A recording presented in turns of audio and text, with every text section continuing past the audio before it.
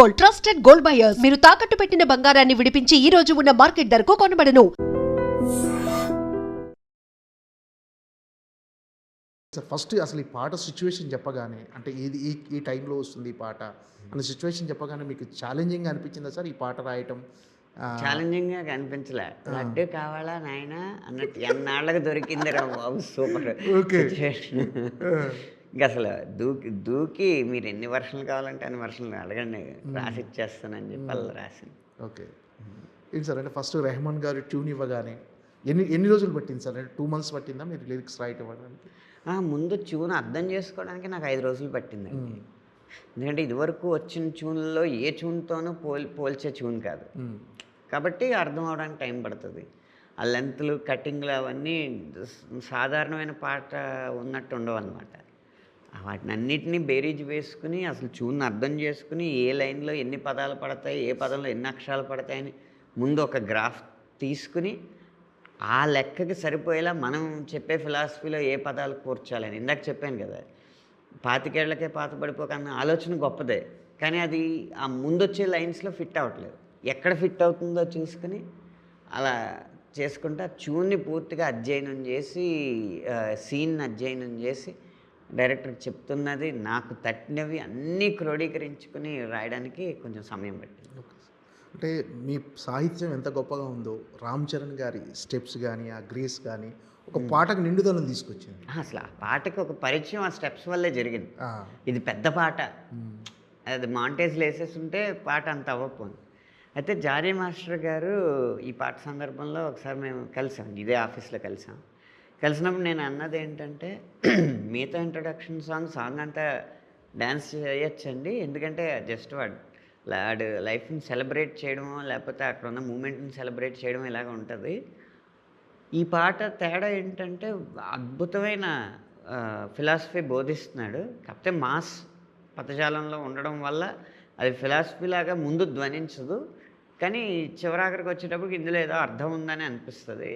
దానివల్ల ఆ రెండింటినీ మనం బ్యాలెన్స్ చేయాలండి. అలా అని రెహమాన్ గారి మ్యూజిక్ని తక్కువ చేయకూడదు అంటే ఆయన చాలా జాగ్రత్తగా ప్లాన్ చేసి మీరు లిరికల్ వీడియోలో కూడా చూస్తే ఇలా ఈ ఫోజ్ ఉంది కదా, ఈ వేళ్ళు ఫోజ్ ఉంది కదా, రై రై రా రా చాలా సింపుల్గా ఉంటుంది. పాట పాడినప్పుడు చాలా సింపుల్గా ఉంటుంది, స్టెప్ లాగానే ఉండదు అసలు, కానీ గ్రేస్ కనపడుతూ ఉంటుంది. ఒక్కసారి బీజిఎం స్టార్ట్ అయ్యేటప్పటికి ఆయన విశ్వరూపం కనపడుతుంది. అంటే ఎవరిని డామినేట్ చేయకుండా ఎవరి స్థానంలో వాళ్ళు వాళ్ళ పూర్తి సామర్థ్యం మేరకు పనిచేశారు. రామ్ చరణ్ గారు డ్యాన్స్లో అయి ఉండొచ్చు, జానీ మాస్టర్ గారి కొరియోగ్రఫీలో అయి ఉండొచ్చు, రెహమాన్ గారు సంగీతంలో అవ్వచ్చు, పాడడంలో అవ్వచ్చు, రత్నవేలు గారు ఛాయాగ్రహణం అవ్వచ్చు. వీళ్ళందరినీ సమన్వయపరుచుకొని తనకు కావాల్సింది రాబట్టుకోవడంలో బుచ్చిబాబు గారి హార్డ్ వర్క్ అవ్వచ్చు. అందరూ కలిసి అందుకున్న విజయం అన్నమాట ఈ పాట. సరే, ఈ సాహిత్యం విషయంలో మీకు బుచ్చిబాబు గారికి ఏమైనా డిస్కషన్ జరిగాయా? అంటే ఫైనల్ అవుట్పుట్ కోసం చాలా రాపిళ్ళు, ఇది ఉండొచ్చు, ఇది ఉండకూడదు, ఇది ఉండొచ్చు అనకూడదు. ఇప్పుడు రైరే రారా రాసిన తర్వాత కూడా మళ్ళీ ఇంకో వర్షన్ రాసిన తర్వాత అనిపించింది మొదట లైన్ నుంచే మనం ఫిలాసఫీ మొదలు పెడితే పాట మాస్కి రీచ్ అవ్వదు, ఇలా సౌండ్ బ్యూటీ ఉండాలి అని చెప్పి ఆ రైరే రారాని ఉంచుకుని ఇలా 25 ఏళ్ళకే పాతపడిపోకరా లాంటి లైన్లు యాడ్ చేసుకుని అలా ఎప్పటికప్పుడు మారుస్తూ వచ్చాను. సరే, అంటే ఈ కథ వినగానే అంటే సాధారణంగా ఇప్పుడు పెద్ద నుంచి వచ్చిన ప్రతి కంటెంట్ నిజంగా ఒక వైరల్గా సంచలనం సృష్టిస్తుంది సార్. ప్రతి మన గ్లిమ్స్ కావచ్చు, తర్వాత వచ్చిన చిక్రీ పాట కావచ్చు, ఈ సాంగ్ కావచ్చు, ప్రతిదీ ఒక సంచలనమే. అసలు కథ వినగానే ఇది ఎలాంటి సినిమా అవబోతుంది, ఎలాంటి బ్లాక్ బస్టర్ అవబోతుందని మీరు ముందే ఊహించి ఉంటారు కదా సార్? నాకు అంకెల్ లెక్క వ్యాపారం లెక్క సరిగ్గా తెలియదండి, ఎందుకంటే ఆ రంగంలో నేను లేను కాబట్టి. స్థాయి వరకు చూస్తే 10 సినిమాలు 10 సంవత్సరానికి ఒక 10 హిట్ సినిమాలు వస్తాయి, 10 సంవత్సరాలకు ఒక గొప్ప సినిమా వస్తుంది. ఆ లక్ష్యం ఈ కథకు 10 సంవత్సరాలకు ఒకసారి వచ్చే సినిమా పెద్ద లాంటిది. అంకెలు అంటారా అవి నాకు తెలియదు, ఎన్ని వందల కోట్లు ఎన్ని వేల కోట్లు వసూళ్ళు అయితే ఎంత గొప్ప సినిమా అన్నది నాకు తెలియదు కాబట్టి నేను చెప్పకూడదు. ఏంటి సార్ అంటే ఈ పాట అసలు ఎక్కడ పుట్టింది సార్? అంటే మీరు ఇక్కడే ఆ పాట రాసేటప్పుడు ఇక్కడే ఉన్నారా? ఇక్కడ విదేశాలకు వెళ్ళారా? అసలు ఈ పాట ఈ పాట మొత్తం పాట అయితే ఒక్కో లైన్ ఒక్కో చోట పుట్టిందండి. ఆ. రై రై రారా పదమేమో బుచ్చిబాబు గారి వ్యక్తిగతమైన కార్యాలయం ఉంటుంది అక్కడ అయ్యప్ప సొసైటీ దగ్గర కాకతీయ హిల్స్లో. ఆ పదం అక్కడ పుట్టింది. ఆటను కోకోయ్ ఆ లైన్ అయితే ఒక కాఫీ షాప్లో పుట్టింది. అంటే పెద్ద కథ మొత్తం నేను ఒక పదంలో ఎందుకు ఒక వాక్యంలో ఎందుకు చెప్పకూడదు అని ఆలోచిస్తే అసలు ఇంతకుముందు ఎలా రాస్తుంటారు అని మిగతా పాటల గురించి ఆలోచిస్తున్నప్పుడు ఒక్కళ్ళో పాట గుర్తొచ్చింది. ఆటనే మాటకర్థం నిన్ను నువ్వే గెలుచు యుద్ధం.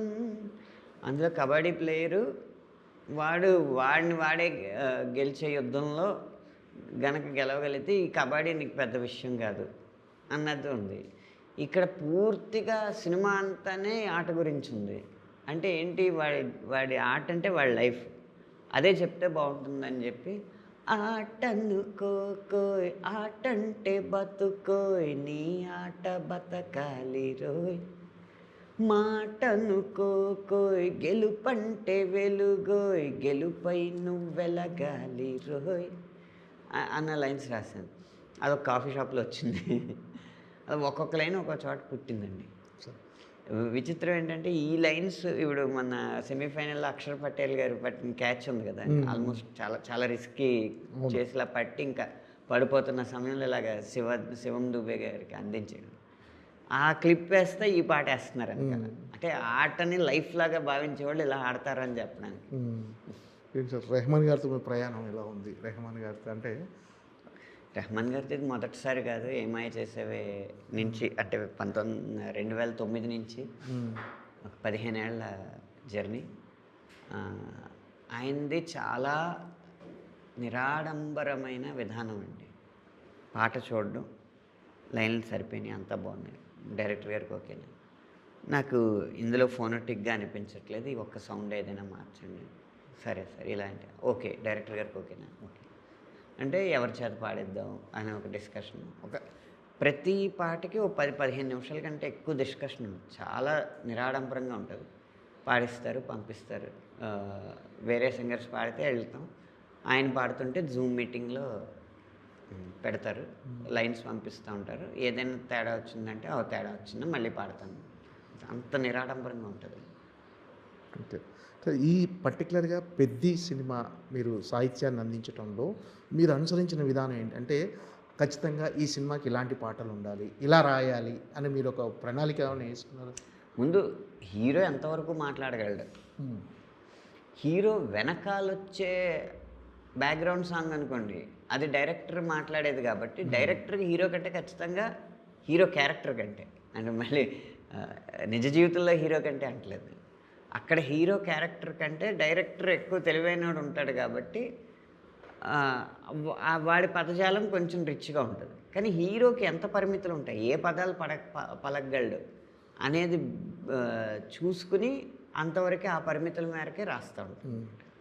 అలా పెద్ది రామ్ చరణ్ గారు ముఖతః ఆయన పాడే పాట ఒక స్టాండర్డ్లో ఉంటుంది, బ్యాక్గ్రౌండ్లో వచ్చే పాట ఇంకో స్టాండర్డ్లో ఉంటుంది. ఓకే. మిగతా పాటలు ఎలా ఉండబోతున్నాయి సార్ పెద్ది నుంచి? మీరు సాహిత్యం అందించిన పాట మాటలు చెప్పాలంటే వైవిధ్యం, ఒక పాటలాగా ఇంకో పాట ఒకదాని కూడా సంబంధం పోలిక ఉండదు. అలాగే ఫలితం కూడా ఒకదాన్ని మించి ఒకటి ఎలా వచ్చిందో ఇప్పుడు అలాగే దీన్ని మించి ఇంకోటి అలాగే వస్తుంది. కొన్ని పాటలు సినిమాకు ఉపయోగపడేవి ఉంటాయి, అంటే రీ రికార్డింగ్లో కొన్ని ఎమోషన్స్ ఇన్స్ట్రుమెంట్స్ కూడా చెప్పలేనివి పదాల్లో చెప్పాల్సి వచ్చేది. అలాంటి పాటలు ఆ రీ రికార్డింగ్కి ఆ సినిమాకి బాగా ఉపయోగపడుతుంది, దాన్ని ఎలివేట్ చేసేలాగా. అంటే సాధారణంగా ఒక పాట హిట్ అయితే లిరిక్ రైటర్కి చాలా తక్కువ క్రెడిట్ వస్తుంది. ఈ పాట విషయంలో మాత్రం రామ్ చరణ్ గారి డ్యాన్స్కు ఎంతటి పేరు వచ్చిందో, తర్వాత రెహమాన్ గారి ట్యూన్ అదే సమాన స్థాయిలో మీ సాహిత్యానికి కూడా ఒక ప్రశంసలు లభిస్తున్నాయి సార్. దానికి కారణం ఏంటంటే రామ్ చరణ్ గారి డ్యాన్స్ అందరికీ నచ్చింది, దీనిలో లిరిక్ అందరికీ నప్పింది, అంటే ఎవరి జీవితంలో చూసుకున్నా వాళ్ళకి కనెక్ట్ అయ్యేలాగా ఉన్నారు, అందుకు ఎక్కువ పేరు వచ్చింది. ఓకే. ప్రతి దాంట్లోనూ ఇంచుమించు పెద్దవాళ్ళు చిన్నవాళ్ళు ఎంతమంది చేసిన ప్రతి ట్వీట్లోనూ రామ్ చరణ్ గారి పేరు, నా పేరు, రెహమాన్ గారి పేరు, జానీ మాస్టర్ పేరు లేకుండా లేదండి. ఎవరు ఒక్కళ్ళ పేరే పెట్టట్లేదు. అది ఈ పాట సాధించిన విజయం, సమిష్టి విజయం అండి. అది సమిష్టి కాదు, సమష్టి విజయం. సమిష్టి అంటారు కదా, అవునవును, సమిష్టి విజయం. అది ఈకారం లేదు, సమష్టి విజయం. ఓకే. సో చిరంజీవి గారు మిమ్మల్ని పిలిపించడం ఒకరోజు, అంటే ఆ రోజు మొత్తం పాట గురించి డిస్కషన్ జరపడం, ఆ క్షణాలు ఎలా అనిపించినాయి సార్ మీకు? నిజంగా మళ్ళీ అందరి వాళ్ళు ఆయన భుజం తట్టి ఎంకరేజ్ చేసినప్పుడు ఎలా అనిపించిందో, 20 సంవత్సరాల కెరీర్ని ఆ 20 సంవత్సరాల వయసులో ఆయన భుజం తట్టినప్పుడు ఎలాంటి ఆక్సిజన్ అందిందో, ఇప్పుడు మరో 20 సంవత్సరాలకు కావాల్సిన ఆక్సిజన్ అందిందని అనిపించింది ఆ విషయం. సార్ ఈ పాట కింద యూట్యూబ్లో వచ్చిన తర్వాత కింద కామెంట్స్లో చాలామంది లెజెండ్ సీతారామ శాస్త్రి గారి తర్వాత మళ్ళీ అనంత్ శ్రీరామ్ గారు ఇలాంటి పాటలు రాయటంలో ఆయనకి చెల్లింది అని ఒక కామెంట్స్ చూశాను నేను చాలా. ముఖ్యంగా ఈ పాటలో అసలు సీతారామ శాస్త్రి గారి శైలిని మనం అనుకరించలేదు ఎక్కడ. అంత ఇన్స్పైరింగ్ పాటలు రాయటంలో ఆయన శైలి వారసత్వం తీసుకోవడం అనేది పెద్ద సాహసమేనండి. ఎవరి దారిలో వారు ఉండడమే శ్రేయస్కరం. ఆయన వదిలిన ఆ జ్ఞాన సామ్రాజ్యం ఏదైతే ఉందో, ఆ జ్ఞాన సంపద ఏదైతే ఉందో, అది ఆయన పేరు మీద అలా ఉండడమే కరెక్ట్. దానికి వారసత్వం లేదు. దానికి వారసుడైనా ఆయనే, దానికి కన్నదైనా ఆయనే. ఓకే. ఫైనల్గా పెద్ది అసలు ఏంటి సార్, ఎలా ఉండబోతుంది, ఎలాంటి సెన్సేషన్ క్రియేట్ చేయబోతుంది అని ఎక్స్పెక్ట్ చేయొచ్చు? అంటే ఈ పాటతో మరింత అంచనాలు పెరిగినాయి. కమర్షియల్ ఫార్ములాని నమ్మకుండా కథను నమ్మి కమర్షియల్గా తీసిన సినిమా పెద్ది. మీకు కావాల్సిన కమర్షియల్ మూలకాలు అన్నీ ఉంటాయి, కానీ కావాల్సిన రంగులో ఉండవు అంతే. ఓకే. ఖచ్చితంగా ఫస్ట్ హాఫ్ సెకండ్ హాఫ్ అన్న తేడా లేకుండా అలా పట్టుంచుతుంది. ఇంకో లక్షణం ఏంటంటే, సినిమా చూసి వెళ్ళిన తర్వాత ఒక జ్ఞాపకంలాగా ఒక 10 రోజులు అలా మన మెదడులో అది ఒక బల్బులా ఆరుతూనే ఉంటుంది. సార్ మీ తదుపరి సినిమాలు ఏంటి, ఎలా ఉండబోతుంది సాహిత్యం అందులో? స్పిరిట్ సినిమాలో పెద్ద తర్వాత స్పిరిట్ తర్వాత చెన్నై లవ్ స్టోరీ, తర్వాత దుల్కర్ పూజా హెగ్డే గారి సినిమా, రకరకాల సినిమాలు వస్తున్నాయండి. ఇలాగా రాస్తున్నాను. అంటే చిన్న సినిమాల్లో కూడా చాలా పెద్ద స్థాయికి వెళ్ళే పాటలు ఉన్నాయి, పెద్ద సినిమాల్లో కూడా చాలా విలువైన పాటలు ఉన్నాయి. అదృష్టం కొద్దీ 2026 విలువలతో కూడిన విజయం వచ్చే అవకాశాలు ఎక్కువ కనిపిస్తాయి. ఏంటి సార్, అంటే స్పిరిట్ ఎలా ఉండబోతుంది అంటే ఆల్బమ్ పరంగా, మ్యూజిక్ పరంగా? అంటే అందులో ప్రభాస్ గారు ఒక కాప్ రోల్ చేస్తున్నారు, అంటే అది సందీప్ రెడ్డి గారు, వంగ గారి శైలిలో ఉండబోతుందా సినిమా ఏంటి అంతా? యానిమల్ ఆల్బమ్తో పోలిస్తే ఇంకొంచెం సాంద్రత ఎక్కువ ఉంటుందండి ఈ ఆల్బంలో. ఎంచుకునే పదజాలంలో కూడా కొంచెం యానిమల్ కంటే కూడా సాంద్రత ఎక్కువ ఉండే అవకాశం. అలాగే ఎప్పుడో మనం మర్చిపోయిన మెలోడీస్ని కూడా వినిపించే అవకాశం ఉంది ఈ ఆల్బమ్. అంతే సమయంలో ఎనర్జెటిక్ పాటలు కూడా ఉన్నాయి, కానీ ఇలా ఫార్ములా లాగా కాదు. ఇక్కడ ఐటమ్ సాంగ్ అని అలా ఫార్ములా సాంగ్స్ ఏం కాదు, అన్నీ ఆ కథకు ఉపయోగపడే పాటలు. సరే, అవునంటే కాదని, అవునన్నా కాదన్న మీ కెరీర్లో ఫస్ట్ మూవీ కాదంటే అవునండి. కాదంటే అవునండి. అప్పటి నుంచి ఇప్పుడు మీ ప్రయాణం లిరిక్ రైటర్గా సంతృప్తికరంగా ఉన్నది సార్ ఇప్పుడున్న పొజిషన్? నేను సాధించిన సంతృప్తి ఏంటంటే అండి, ఒక పీరియడ్ ఉంటుంది, ఒక పీక్ ఉంటుంది, ఇలా అంటూ ఉంటారు కదా, అలాంటి వైవిధ్యం ఏది నాకు సక్సెస్ పరంగా ఇది పీక్స్ అని, ఈ పీరియడ్లో బాగుందని లేదు. ప్రతి సంవత్సరం ఇంచుమించుగా 20 సంవత్సరాల కెరీర్లో ప్రతి సంవత్సరం ఒకటి కంటే ఎక్కువ చార్ట్ బస్టర్ సాంగ్స్ వచ్చినాయి. దానికి కారణం ఏంటంటే, ఎప్పటికప్పుడు లోకం తీరుని గమనించడం, యువ తరంతో స్నేహం చేయడం, వాళ్ళ భావాలు కనుక్కోవడం, వాళ్ళతో పాటు ప్రయాణించడం, వాళ్ళతో పాటు ఎనర్జెటిక్గా ఉండడానికి ప్రయత్నం చేయడం. దీనివల్ల నాకు వాళ్ళకి పెద్దగా వయసు తేడా కనిపించట్లేదు. అలాగే వాళ్ళ ఆలోచనలను కూడా కొంచెం అర్థం చేసుకుని వాళ్ళకి ఇలాంటివి నచ్చుతున్నాయని చెప్పి, నా ప్రేమ పాటలు అవ్వచ్చు, వేరే పాటలు అవ్వచ్చు, రచనా శైలి అనేది మీకు 20 సంవత్సరాల క్రితం పాట ఇప్పుడు పాట వినిపిస్తే 2 వేరు వేరు మనుషులు రాశారు అన్నట్టు. ఓకే. దీనివల్ల నిలకడగా ప్రతి సంవత్సరం ఒక చార్ట్ బస్టర్, ఒకటి కంటే ఎక్కువ చార్ట్ బస్టర్ రావడం వల్ల నిలకడ అనేది ఉంది కెరీర్లో. నా విజయమే నా నిలకడ. ఓకే. అది అనుకుంటున్నాను. తర్వాత మధ్య మధ్యలో మిలియన్స్ వచ్చేస్తాయి, బ్లాస్ట్లు అవుతూ ఉంటాయి. కొన్నేమో చాలా సెన్సిబుల్ వ్యక్తులకి చాలా బాగున్నాయి అనిపిస్తాయి. కొన్నేమో సెన్స్ లేని వ్యక్తులకి బాగా నచ్చేస్తూ ఉంటాయి, ఎందుకంటే వాళ్ళనే టార్గెట్ చేసి రాస్తాం కాబట్టి. అలా రకరకాలు ఉంటాయి. ఇవన్నీ నా రచనలో వచ్చినాయి. కాస్త సరదాగా పాడుకోవడానికి, కాస్త కితకితలు పెట్టుకోవడానికి, అలాగే కూర్చుని ఆలోచించడానికి, లేదా అలా మధురానుభూతుల్లో తేలుతూ పాటలు వినడానికి, వీరికి కావలసిన అన్ని రకాల పాటలు వచ్చినాయి. కాబట్టి నేను సాధించిన నిలకడే నా విజయం అని నేను భావిస్తున్నాను. అంటే సాహిత్యపరంగా మీరు ఒక అప్రస్తుతంగా మీరు ప్రతి పాటను ఒక సూపర్ హిట్ పాటగా మలుస్తున్నారు. అంటే కెరీర్ స్టార్టింగ్ నుంచి ఇప్పటి వరకు ఆర్థికంగా అంటే ఒక పాటకు లభిస్తున్న ప్రతిఫలం పట్ల మీరు ఎలా తీసుకొచ్చుకో ఆర్థికంగా పాటకు లభిస్తున్న ప్రతిఫలం ఆ రెమ్యునేషన్ కానీ? అంటే ఒకటి మాత్రం చెప్పగలనండి, ఒక తరం రచయితలకు మాత్రం చాలా వాళ్ళ ప్రజ్ఞతో పోలిస్తే చాలా ఎక్కువ, వాళ్ళు చాలా తక్కువ పారితోషికం అందిందండి ఒక తరం రచయితలకు మాత్రం. అది ఖచ్చితంగా చింతించాల్సిన విషయం. అలా పోలిస్తే ఇప్పుడు రచయితలకి చాలా మంచి పారితోషికం అందుతుంది. కానీ సినిమా బడ్జెట్లతో పెరిగిన ఈ బడ్జెట్లతో పోలిస్తే లిరిక్ రైటర్కి అందే శాతం రెమ్యూనరేషన్ ఇంకో 30% న్యాయం జరగాల్సి ఉంది. అదృష్టవశాత్తు నాకు హిట్లు ఎక్కువ ఉండడం వల్ల నాకు కావాల్సిన వరకు నాకు అందుతుంది. మిమ్మల్ని డైలాగ్ రైటర్కి కానీ కథా రచయిత కానీ చూసే అవకాశం ఉంది సార్ ఫ్యూచర్లో? లేదండి, ఈ పాటలకే సమయం.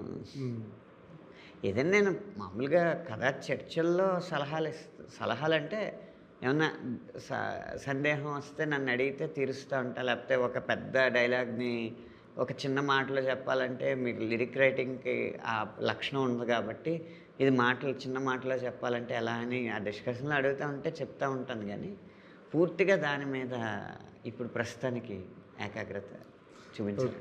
Okay sir, all the best. పెద్ద సినిమాలో మిగతా పాటలు కూడా బ్లాక్ బస్టర్ అవ్వాలని, మీరు రాయబోయే పాటలన్నీ మిగతా సినిమాలన్నీ కూడా పెద్ద విజయాలు సాధించాలని మనస్ఫూర్తిగా కోరుకుంటున్నాను. Thank you so much.